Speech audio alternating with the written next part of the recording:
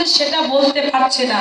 এই যে আমি বলতে পারছি না, আমি যোগবিয়োগ জানি না, আমি কোনো লেখাপড়া জানি না, তোমাকে বলতে হবে। আর আমার সবাই কি করলে ও সুবল তোর কানে কানে বলবো, ও তুই কানায় না বলিস না রে, বলিস না ওরে যে নামে গো পাগলিনী কানায় না বলিস না রে।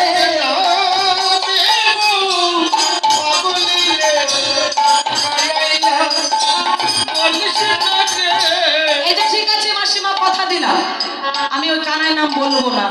এই বলে চলে গেল রন্ধনের শালায়।